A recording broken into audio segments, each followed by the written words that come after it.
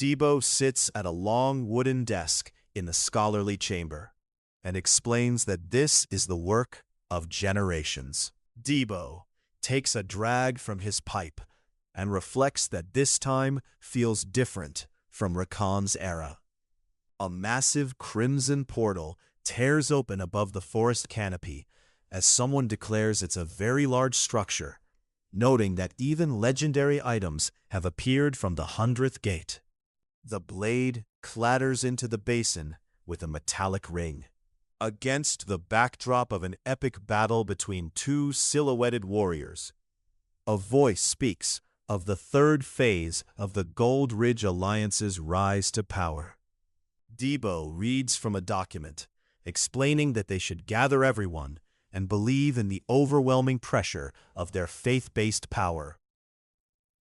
Robed figures surround them as a voice warns that compared to them, the other 10 great powers investing in personnel is dangerous.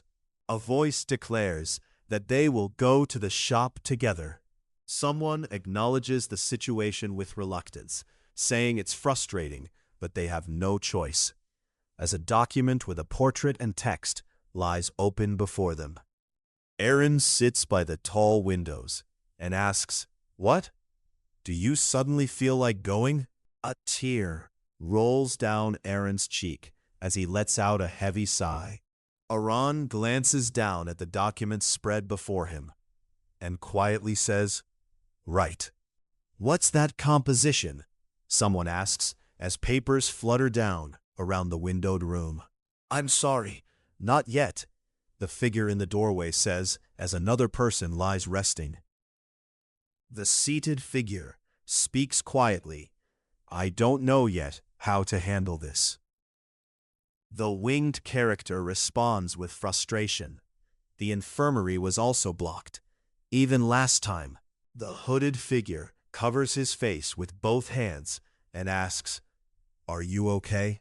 The bearded man with the eye patch speaks with cold certainty that this world has no place for apostles. Someone lies unconscious, their face peaceful in sleep.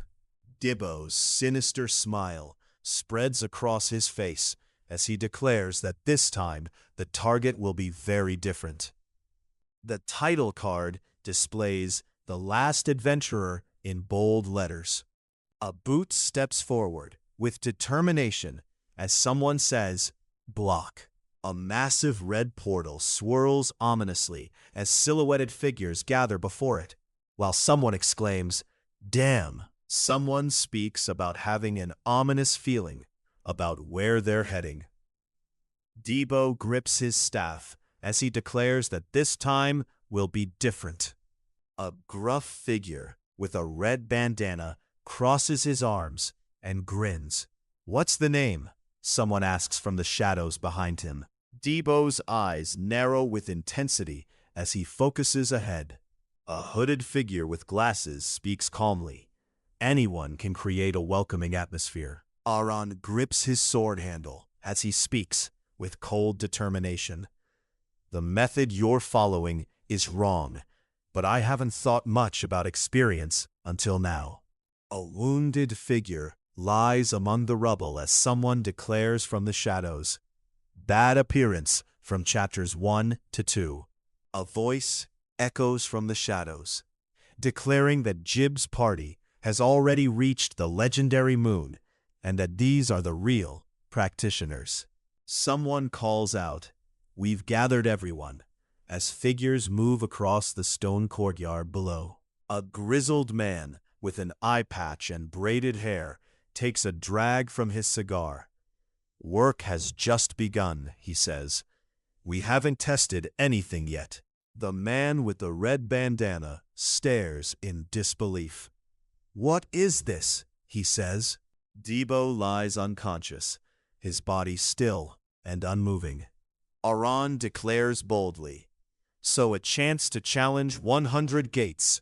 A mysterious glowing portal begins to materialize before them. Debo grins wildly as he shouts about the 100 challenges ahead. A hooded figure emerges, breathing heavily, as Aaron watches from behind. Aaron gasps in shock. But how did this happen? A fiery number 40 blazes within the twisted cavern opening as someone calls out to look closely at it. Brilliant energy erupts in a blinding flash of light. A boot crashes down through the cracked earth with tremendous force. Debo gasps from inside the blazing cavern opening. Is it Shunin? He wonders aloud. Heavy footsteps echo as multiple figures advance across the rocky ground. A dark-haired figure with ornate headgear speaks from the shadows. Isn't it enough that we've been cooperative? He asks. The blade strikes with a sharp crack. A voice calls out from above as dark shapes scatter across the forest clearing. Get out of there and signal when you see them again. Aaron and Debo stand together, weapons at the ready, as they survey their surroundings. Something crashes through the forest undergrowth with tremendous force. Heavy footsteps pound against the forest floor. Debo closes his eyes and declares they're almost there, while a companion calls out for him to turn back.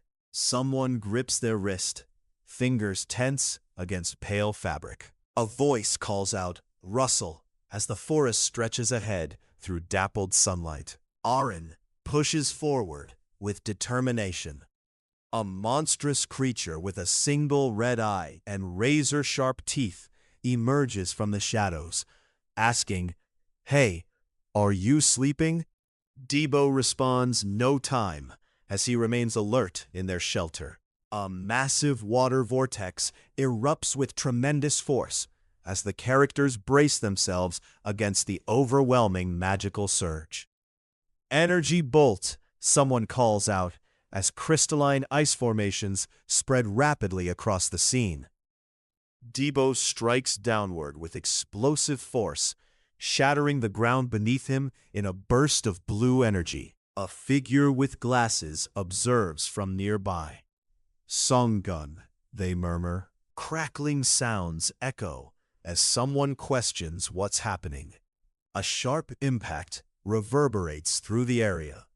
A massive creature with glowing red eyes and razor-sharp claws emerges, its long tongue hanging menacingly as someone cries out in shock. From within the green-tinted environment, a voice urgently calls out a warning about the danger they cannot simply fight head-on. Debo calls out in alarm as the massive creature looms before them. "No way, you guys." A character shouts desperately, "Wait, just wait." Debo and Aaron find themselves surrounded by massive spider creatures descending from above as someone calls out, "Captain." From within the circle of towering spider creatures, someone shouts, "We're completely surrounded." Blades of light slice through the darkness with brilliant flashes. The sound of something cutting through air echoes sharply. Aaron's eyes widen as he shouts, "Memory," while massive clawed hands surge toward him. Heavy breathing fills the air as Debo gasps from exhaustion. 4 figures catch their breath in the misty forest as Aaron mutters, "Listen," and someone collapses to the ground. Massive claws slash through the air with violent force. Aaron shouts desperately as sweat drips down his face. "It's stronger than expected. What do we do?" Debo speaks with determination, his glasses catching the light. "It's something we can't handle carelessly, but if it's like this..." A figure in a blue hat and cloak speaks from the shadows of the glowing forest. "It was just like that," they say, while a young person with brown hair listens intently from nearby. The character reflects that the deputy's parties had crossed his mind.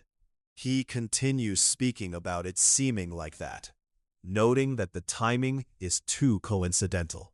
Debo breathes heavily as he steadies himself, while Aaron crouches nearby and asks, "Rather than that, shouldn't we help from now on?" Aaron's expression grows thoughtful as he wonders, "There's no distance. Is it a trap?" The massive stone structure looms overhead against the cloudy sky. Aaron grips his sword, while Debo stands beside him, both facing forward with determined expressions. The wounded man gasps that it's fine, while across the forest clearing, the cloaked figure declares they should forget other people's business and focus on survival. A voice explains that while evaluation isn't necessary, quiet market conditions are concerning, and warns that the boss dislikes many dangerous situations. The young warrior grimaces, muttering, "Gamut," as he grips his bloodied axe. A voice warns from the forest canopy that a dangerous scent emerges. The warrior leaps through the forest canopy with fluid grace. Wind rushes past as the group moves swiftly across the open ground between towering tree roots. A figure in a blue coat and pointed hat stands in the foreground, while another character behind them calls out, "Look at me!" A forest path stretches ahead between stone pillars, as someone reflects that escaping the gate was good, though they couldn't find what they were looking for. The figure in the blue coat asks if they should go to sleep, while another voice responds that it's not time yet. Aaron breathes heavily in the dim light. The creature's massive jaws snap shut with a thunderous crack. Debo grips his weapon tightly. "Even if this is a monster," he says, "I don't know." Aaron calls out desperately through the chaos. The creature's monstrous face looms over someone as hands reach up defensively, and a voice cries out, "What? What?" The wizard in the blue hat struggles against the swirling purple energy as an ominous laugh echoes through the chaos. A voice calls out, "Again, poison," as someone's face contorts in distress behind cracked glasses.